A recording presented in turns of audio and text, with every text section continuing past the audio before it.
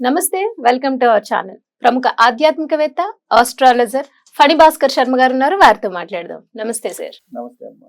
అయితే సార్, జాతకంలో పితృదోషాలు ఉన్నాయి అని చాలా మంది జాతకాలు పరిశీలించినప్పుడు మీరు చెప్తారు కదా, అప్పుడు ఆ పితృదోషాలు ఉన్నప్పుడు వాళ్ళు ఎటువంటి పరిహారాలు పాటించాలండి? సామాన్యంగా ఎవరికైనా జాతకం చూపించుకున్నా పితృదోషం ఉంది అని చెప్తారు, వాళ్ళు ఎటువంటి రెమెడీస్ ఫాలో అవ్వాలంటారు? నమస్తే అమ్మా. నమస్తే. అవునమ్మా, జాతకంలో ఇది మనకి తెలుస్తూ ఉంటుంది. ఒక్కొక్క జాతకం పరిశీలించినప్పుడు మనకి రాహుకేతువులు ఎక్కడ ఉన్నారు ఏంటి అనేది ప్రధానంగా పరిశీలించాలి. అలాగే రవి గ్రహము, శని గ్రహము, ఈ 4 గ్రహాలు ముఖ్యంగా ఇంపాక్ట్ అయితే మనకి తెలుస్తూ ఉంటుంది. మనకి ముఖ్యంగా సింహరాశిలో శని రాహులు ఉన్నారా? సింహరాశి వచ్చేటప్పటికి రాశ్యాధిపతి వచ్చేటప్పటికి రవి అవుతారు. సో ఇక్కడ శని భగవానుడు పడటం, అలాగే మకర రాశి అధిపతి వచ్చేటప్పటికి శని భగవానుడు, అక్కడ రవి రావటము, అలాగే రవి రాహువులు కలిసి ఉండటము, శని రాహువులు కలిసి ఉండటము, ఇట్లా కేతువు రవి, కేతువు శని, ఇలా ఉన్నప్పుడు ముఖ్యంగా మనం జాతకంలో పితృదోషాలు ఉన్నాయి అని మనం చెప్తాం. ఇవి ఏంటయ్యా అంటే ఆకస్మికంగా జరుగుతాయి ప్రమాదాలు. కొంతమంది చూసినట్టయితే 12 సంవత్సరాల్లోపే, అంటే వాళ్ళకి బాలారిష్టాలు అనేవి ఉంటాయి. మళ్ళీ అవి కూడా మనం జాతక పరిశీలన చేయాలి. ప్రతి వ్యక్తి జాతకంలో కూడా మనం పరిశీలన చేసినప్పుడు ఆ వ్యక్తికి ఆ దోషం ఉన్నదా లేదా అనేది మనం క్షుణ్ణంగా 1-2 సార్లు పరిశీలించిన తర్వాతే వారికి ఆ పరిహారం అనేది చెప్పాలి. ఎందుకంటే ఇది శాస్త్రంలో చెప్పింది ఏంటంటే గయాశ్రాద్ధం చేసినట్టయితే మనకి మంచి ఫలితం వస్తుంది అని మనకి బృహత్పరహోరా శాస్త్రంలో చెప్పబడ్డారు. ఈ జాతకం జ్యోతిష్య శాస్త్రానికి ముఖ్యంగా 4-5 మంచి మహర్షులు మనకి చెప్పడం జరిగింది. అందులో పరాశర మహర్షి వారు చాలా అద్భుతంగా చెప్పారు. ఆయన గ్రంథాలన్నింటిలో కూడా మనకి కలియుగంలో ఏది జరిగినా కూడా మనం ప్రిడిక్షన్ ఏది చెప్పినా కూడా పరాశర పద్ధతిలో చెప్తే అది మనకి జరుగుతుంది, సఫలీకృతం అవుతుంది అని చెప్తూ ఉంటాం. మనకి 120 సంవత్సరాలు వింశోత్రి మహర్దశ ఉంది, అది పరాశర వారు చెప్పింది. కాబట్టి ఆయన ప్రకారం మనం చూసుకున్నట్టయితే పరిహారం వచ్చేసి మనం గయా శ్రాద్ధం చేసినట్టయితే మంచిది అని, అక్కడ శ్రాద్ధం చేయటము, అలాగే ఒక 100 మంది బ్రాహ్మణోత్తములకి అక్కడ అన్నదానం చేయటము, అలాగే గోవుని అక్కడ దానంగా ఇయటము, ఇవన్నీ అయితే అక్కడ చెప్పబడ్డాయి. అలా చేసుకునే శక్తి కూడా ఉండాలి. అంటే ఒకవేళ అదే ఆ శక్తి స్తోమత టైం కూడా ఉండాలి. సో లేని వాళ్ళు ఏం చేయాలి? అదే అమ్మా, ఇప్పుడు అక్కడికి వెళ్ళాలి. కొంతమందికి భాష ఇబ్బంది. ఇప్పుడు నా దగ్గరే లాస్ట్ ఇయర్ ఒకళ్ళు వచ్చారు, వాళ్ళకి అది కనబడి చేసుకోమంటే అక్కడ 60,000 దాకా ఖర్చు వస్తుంది అండి అని చెప్పారు. ప్లస్ వాళ్ళకి భాష కూడా ఒక ఇబ్బంది ఉంటుంది. హిందీలో మాట్లాడాలి, హిందీ వచ్చి ఉండాలి, వెళ్ళి రావటానికి ఖర్చులు అవుతాయి. సో ఇవన్నీ కూడా చూసుకుని వాళ్ళు మళ్ళీ ఇంకోళ్ళని అడుగుదాం అసలు ఉందా లేదా అని. ఎందుకంటే ఇక్కడ జాతక పరిశీలన చేయటం అనేది 2-3 రకాలుగా ఉంటుందమ్మా. అంటే చేసే వాళ్ళ గురించి నేను చెప్తున్నా. కొంతమంది తాత, తండ్రి, అబ్బాయి వాళ్ళ దగ్గర అలా వంశపారంపర్యంగా నేర్చుకుంటూ వస్తారు. వాళ్ళు ఒక రకంగా ఉంటారు. ఒక రకంగా ఏంటంటే ఎంఏలు చేసి దాంట్లో పిహెచ్డీలు చేసి ఎలా అయితే ఇప్పుడు నార్మల్ కోర్సెస్ ఉన్నాయో జ్యోతిష్యంలో కూడా అలా చేసి చదువుకుంటూ ఉంటారు. లేదు ఒక గురువు గారి దగ్గర నేర్చుకుంటారు. అంటే అసలు జాతకం ఎలా పరిశీలన చేయాలి, లగ్నాలు ఏంటి, రాశులు ఏంటి, ఏ గ్రహకారకత్వాల వల్ల మనకి ఇలాంటి దోషాలు వస్తాయి అని చెప్పారు. ముఖ్యంగా మనం ఈ పితృ దోషాలు మనం ఉన్నాయి అంటే లగ్నం నుంచి ప్రామాణికంగా తీసుకొని లగ్నాధిపతి కానీ, పంచమాధిపతి కానీ, భాగ్యాధిపతి కానీ, వీరు ఎవరైనా సరే ఎక్కడ ఉన్నారు, అస్తంగత్వం చెందారా, రవితో ఉన్నారా, లేదు రాహుకేతువులతో కలిసి ఉన్నారా, ఇందాక మనం చెప్పుకున్నాం శని రాహువుల కలయిక, అలాగే శనికేతువుల కలయిక, రవి రాహువుల కలయిక, రవి శని కలయిక, ఇలా అలాగే పర్టికులర్ ప్లేసుల్లో ఉన్నప్పుడు మనం ఏంటంటే ఇది ఎగ్జాంపుల్గా మనం చెప్తున్నాం. కానీ జాతక చక్రం చూసినప్పుడు మనకి ఐడియా అనేది వస్తుంది. వాళ్ళ వ్యక్తిగత డీటెయిల్స్ చూసుకుని date of birth, time of birth, place of birth చూసుకుంటే మనకి తెలుస్తుంది. ఇప్పుడు అంత దూరం వెళ్ళి ఇది చేసుకోలేని వాళ్ళు అన్నారు, ఏ నదీ తీర్థంలో అయినా చేసుకోవచ్చమ్మా. త్రయంబకేశ్వరంలో మనకి ఇప్పుడు మంచిగా చేస్తున్నారు, చాలా గొప్పగా జరుగుతోంది. ఇది కూడా మహారాష్ట్రే, ఇది కూడా హిందీ రావాల్సి వస్తుంది. అక్కడికి వెళ్ళాలన్నా కూడా అంత ఖర్చు అవ్వదు, 20-25 వేలతో అక్కడ చేస్తున్నారు. అలా కాని పక్షంలో ఏంటంటే మనకి నదీ పరివాహక ప్రాంతాల్లో ఇప్పుడు ఇక్కడ కూడా మన తెలుగు రాష్ట్రాల్లో చేస్తున్నారు.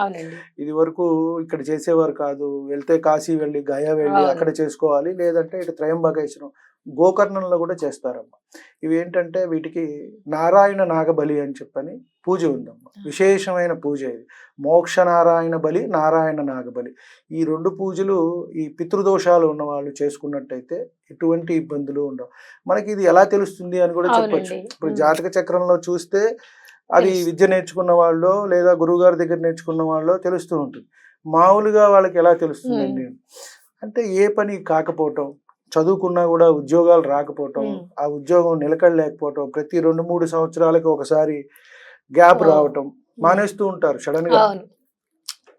ఈ కోపం వచ్చి కానివ్వండి, ఆ ఉద్యోగ సంస్థ వాళ్ళకి కోపం వచ్చి పొమ్మన్నా మానేయాలి కదా ఇవాళ రేపు. అవునండి. కాబట్టి గవర్నమెంట్ జాబ్స్ గా అన్ని ప్రైవేట్ జాబ్స్ అయిపోయినాయి మ్మ్. కాబట్టి ఎవరికి ఇష్టం ఉన్నా లేకపోయినా మానేయాలి.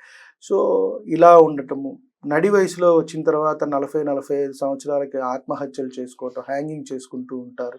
అలాగే రోడ్డు ప్రమాదాలు జరుగుతూ ఉంటాయి, వీటిల్లో కాలం చేస్తూ ఉంటారు. అలాగే వివాహం కాకపోవటం, 40-45 సంవత్సరాలు వచ్చినా కూడా వివాహం కాకపోవటం, వివాహం అయితే సంతానం లేకపోవటం, లేదా అన్యోన్యత లేకపోవటం, కలిసి ఉండలేకపోవటం, ఇవి అన్నీ కూడా ఈ కారకత్వాలు అన్నమాట. అన్నీ కూడా మనకి పితృదోషాలు ఉన్నాయి ఆ జాతకంలో అని మనం చెప్పటానికి. ఏదైనా 1-2 అంటే ఆ పర్టికులర్ గ్రహానికి మనం పర్టికులర్ గా అవునండి. చూసుకుని చేసుకుంటాం. కానీ ఇవన్నీ చూస్తే మీకు కనబడుతూ ఉంటాయి. కొన్ని కుటుంబాల్లో మనం చూస్తూ ఉంటే వాళ్ళు అంటారు, మనం చూసి చెప్తాం ఇది. చెప్తే లేదండి మేము ప్రతి సంవత్సరం మా తల్లిదండ్రులకి తిథులకు పెడుతూ ఉన్నాము, అన్నీ చేస్తున్నాం, వాళ్ళకి గతించినప్పుడు అన్ని కార్యక్రమాలు చేసామని. దానికి దీనికి సంబంధం లేదమ్మా. ఇది పూర్వజన్మ సుకృతం వల్ల మనకి ఏర్పడ్డది. అక్కడ మనకి ఇందాక మనం చెప్పుకున్నాం, గైలో కానివ్వండి, ఇక్కడ త్రయంబకేశ్వరంలో కానివ్వండి, వీళ్ళు ఏం చేస్తారయ్యా అంటే ఈ మోక్ష నారాయణ బలి, నారాయణ నాగబలిలో ప్రత్యేకంగా మీ ఇంటిలో పనిచేసిన వాళ్ళు కానీ వాళ్ళకి ఒకవేళ ఏం జరగలేదనుకోండి, అవి ఇబ్బంది పెడతాయి. చిన్న వయసులో గతిస్తారు చూడండి, 8 సంవత్సరాలు 10 సంవత్సరాలు, వాళ్ళకి మనం ఏం చెయ్యం. అలాంటి వాళ్ళు కానీ కొంతమంది హ్యాంగింగ్ చేసుకుని చనిపోతారు. అలాంటివి కానీ కొంతమంది అలా పట్టి తిరుగుతూ ఉంటారు. వాళ్ళ ఆత్మ శాంతించాలి కదా, వాళ్ళకి ఆ పిండ ప్రదానం జరిగి వాళ్ళకి ఆ కర్మలు ఏవైతే మనం 10-11 రోజులు చేస్తామో జరిగితేనే అవి అయ్యి సంవత్సరాలు అయిపోయిన తర్వాతే వాళ్ళు పైలోకాలకు వెళ్తారు. ఇదంతా ప్రాసెస్ ఉంటుంది. కాబట్టి వీళ్ళు అలాగే ఉండి వీళ్ళని ఇచ్చేస్తుంటారు. అంటే వాళ్ళు ఏమిటి వచ్చే వాళ్ళ వంశంలో వాళ్ళని ఇబ్బంది పెట్టాలనా కాదు, నాకు ఎందుకు చేయటం లేదు, నువ్వు నన్ను ఎందుకు పట్టించుకోవటం లేదు, నాకు చేయాల్సిన కనీస ధర్మాలన్నా నువ్వు ఎందుకు చేయలేదు అని వాళ్ళకి గుర్తు చేస్తూ ఉంటారు. కొంతమంది అంటూ ఉంటారు, ఎందుకు వీరు నన్ను బాధ పెట్టేవారు, నేనెందుకు చేయాలి. అది బాధ పెట్టడం కాదమ్మా. మనం కూడా చూడండి, ఉదాహరణకి నా తల్లిదండ్రి గతించారు, ఆ రోజు నేను వారికి ఏమీ చేయలేదు అనుకోండి, వాళ్ళ ఇంటి దగ్గరకు వచ్చి చూస్తూ ఉంటారు, కనీసం వీడు నువ్వులు వదిలి నాకు అర్ఘ్యం వదిలిపెట్టాడా లేదా కనీసం అని చెప్పారు. నేనేం చేయకపోయినా అది చేసినా చాలు. ఒక బ్రాహ్మణుడికి పిలిచి భోజనం పెట్టడము, లేదంటే కాయలు కూరలు నేను దానంగా ఇవ్వటము, అదన్నా చేయాలి. చేయని పక్షంలో ఇలాంటివన్నీ వస్తూ ఉంటాయన్నమాట.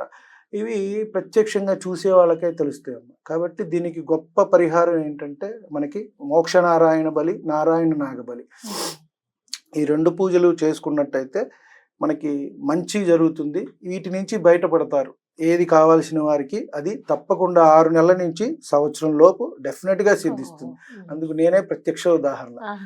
నాకు తెలియక మా గురుగారి దగ్గర తెలుసుకుని ఇది వెళ్ళి నేను త్రయంబకేశ్వరంలో చేసుకున్నాను. అంటే నాన్నగారు ఉన్నారు అప్పుడు చేశారు, వాళ్ళే చేశారు.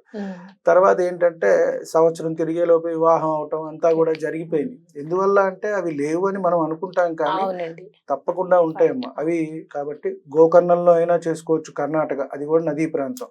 అక్కడికి వెళ్ళలేని వాళ్ళు ఇప్పుడు కృష్ణా నదీ పరివాహక ప్రాంతంలో చేసుకోవచ్చు, గోదావరి పరివాహక నదీ పరివాహక ప్రాంతంలో ఎక్కడైనా ఆ పూజ తెలిసి చేస్తాము అన్న పండితోత్తముల దగ్గరికి వెళ్ళి చక్కగా చేసుకోవచ్చు. జాతకంలో పితృదోషాలు అనేవి తొలగిపోయి ప్రశాంతత అనేది వచ్చి వాళ్ళకి మంచిగా కుటుంబంలో జరుగుతాయి అన్ని. ఇప్పుడు నేను ఏదైతే ఇబ్బందులు పడతాయి అన్నానో అక్కడి నుంచి ఒక్కొక్కళ్ళు బయటపడి చక్కగా ఉంటారు. రైట్ అండి. నిజంగా పితృదోషాలతో అనేక సమస్యలతో బాధపడుతూ ఉంటారని చెప్పారు. సో ఆ సమస్యలు ఉన్న వాళ్ళు ఒకసారి జాతక పరిశీలన చేయించుకుని పితృదోషాలు ఉన్నాయి అంటే గనక మీరు చెప్పినట్లుగా ఆ పరిహారాలు పాటించుకుంటే వాళ్ళకి అంతా మంచి జరుగుతుంది మీరు చెప్పారు. అది ఎగ్జాంపుల్ మీది కూడా చెప్పారు మీరు. తప్పకుండా. సో చాలా చక్కగా వివరించారండి. ధన్యవాదాలు. నమస్తే.